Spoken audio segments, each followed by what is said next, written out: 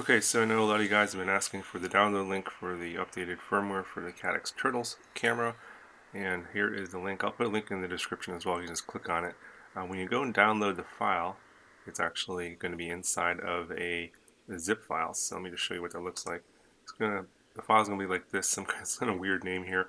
But if you go inside the zip file, if you extract it, you'll get this sphost.brn file. That's the file you want to actually put on your micro SD card.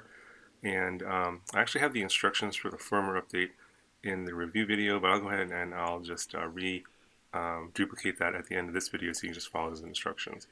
Now, those of you who have been following along with the videos and been looking at the different samples I've been putting up, I'm going to put all those videos in a sample video playlist for this camera so that you guys can sort of compare as I make adjustments to the settings, which way the settings are getting better. I'm thinking right now that lowering the sharpness and decreasing the exposure is going to help with a lot of the sort of halo effects and also the artifacting.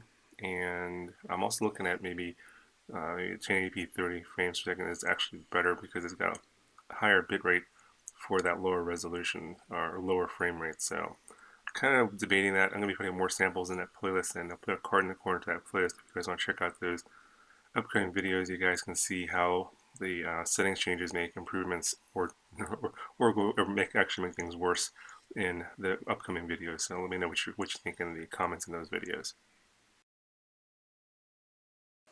Okay, so to upgrade the firmware, it's pretty easy. You just make sure you copy the file, the firmware file to the root of your SD card, and then go ahead and put your SD card into the board here, and then you're just going to power it on. It's going to take about 30 seconds for the firmware to load, and then it'll actually shut off the camera. At that point, you can unpower it, and then what you want to do is you want to then at that point eject the card. Otherwise, it's going to, when you power it up again the next time, it will then try and update the firmware again. So let me just show you what shows up on the screen here. You'll get the splash screen from Caddx. And then it'll show a little thing that says updating.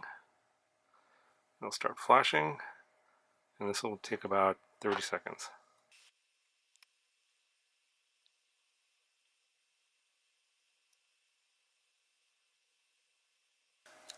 Okay, so once it's done flashing, you want to take the SD card out and then power it back on.